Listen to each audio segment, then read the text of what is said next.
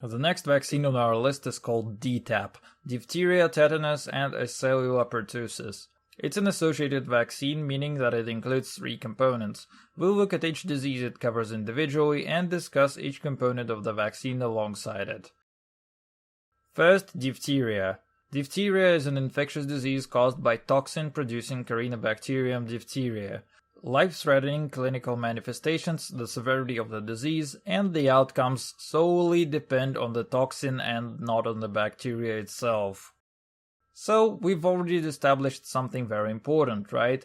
The bacteria itself doesn't matter too much, it's all about the toxin. C. diphtheria can produce the toxin and the strains that don't produce it. Other kinds of Corynebacterium can also cause the disease. There's a very specific gene that's been linked to toxin production, and it can be transmitted to Corynebacteria via a bacteriophage.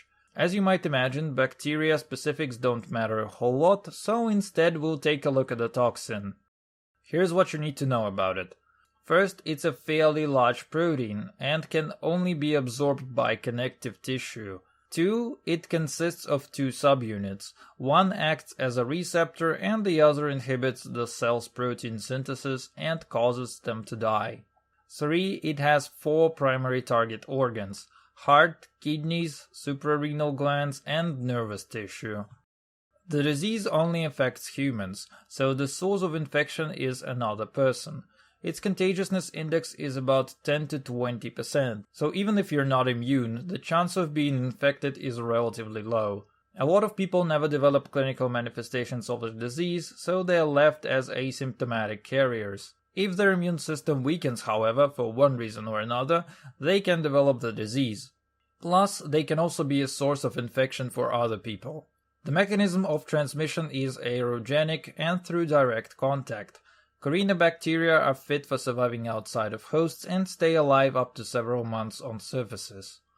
We talk of different clinical manifestations based on the location of the disease.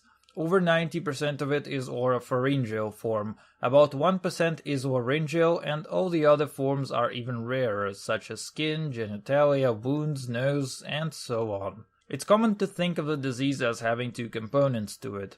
The local source of infection, aka where the bacteria lives and grows, and also systemic manifestations, or how the toxin they produce can affect our body. The local source of infection can manifest typically and atypically. The one significant difference between diphtheria and any other disease is the formation of membranes. They look dirty and gray and stick to tissues. They're also very hard to remove, and trying to do so will likely damage underlying tissues and leave small bleeding. In oropharyngeal form, it's common to see membranes on the patient's tonsils. Atypical forms don't have membranes and will usually be limited to common signs of local inflammation. Local infection can spread onto other organs, so oropharyngeal form can spread to the nose or larynx, for instance, and so on. Local forms are generally not a problem, aside from laryngeal diphtheria. The membranes can obstruct the larynx and make it very difficult for a person to breathe.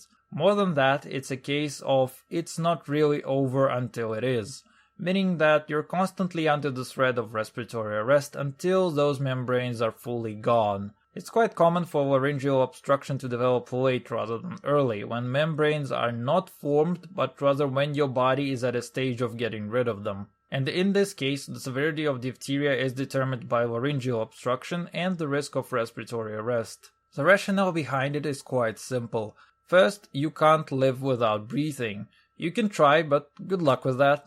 And 2, remember how I've mentioned there needs to be connective tissue to absorb the toxin? Well, the larynx doesn't have any in close proximity, so laryngeal diphtheria can't be toxic. And speaking of, this brings me to the last bit of this classification, toxicity. Diphtheria can be non-toxic, such as laryngeal diphtheria, or when the disease is limited to the local source, subtoxic, which means minor toxicity, toxic, hemorrhagic, which is a severe form of it characterized by bleeding, and hypertoxic, which is another very severe form.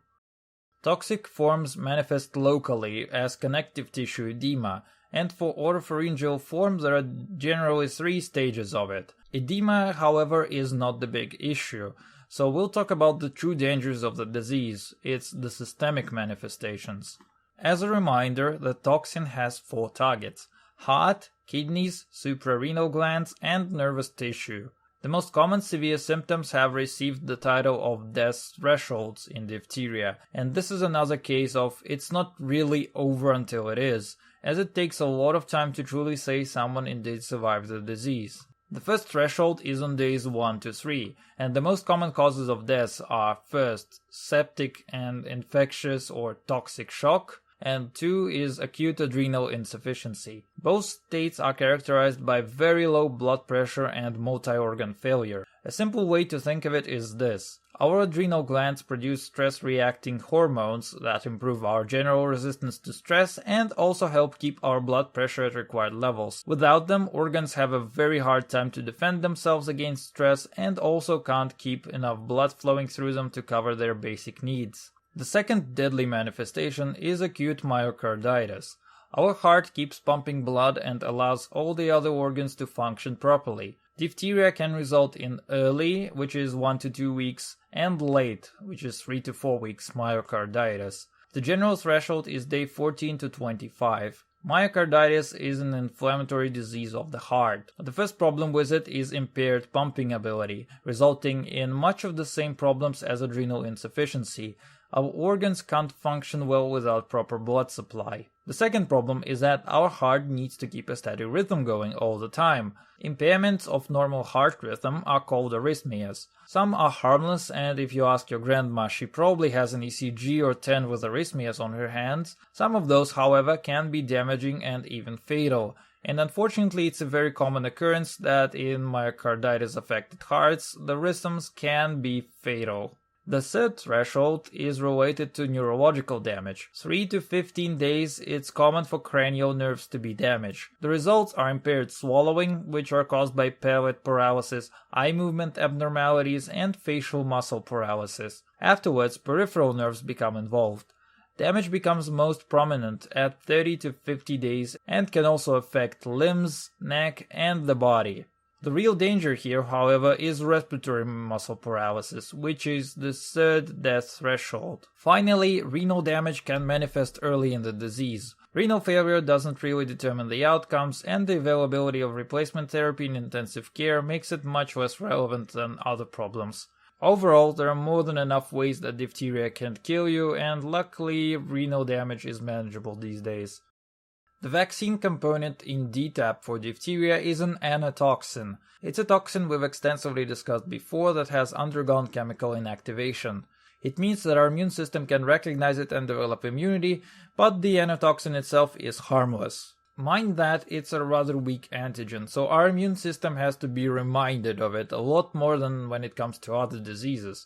Hence, after the initial rounds, we have to revaccinate every 10 years. Nowadays, we barely see any diphtheria in developed countries, and there are numerous reasons for it. Vaccination controls the disease very well. The contagiousness is rather low, so even in unvaccinated people, there is a very low chance of catching diphtheria. The anti-vax movement is not strong enough to suppress the effect of herd immunity given the 2 points above. But it's a disease that can re-emerge at any point. Should we stop vaccinating against it, it can and will very likely become relevant again. The dangers associated with vaccination are very minimal. The toxin is completely inactivated and has no activity of its own. This is similar to how hepatitis B vaccine works, as there is no real danger of contracting the disease, but we still get the benefits of developing immunity. Now, as far as other risks versus benefits go, on the one hand, we have a completely preventable disease that can result in a lot of severe and potentially lethal manifestations. And on the other hand, we have a vaccine with no chance of developing the disease and some very minor side effects.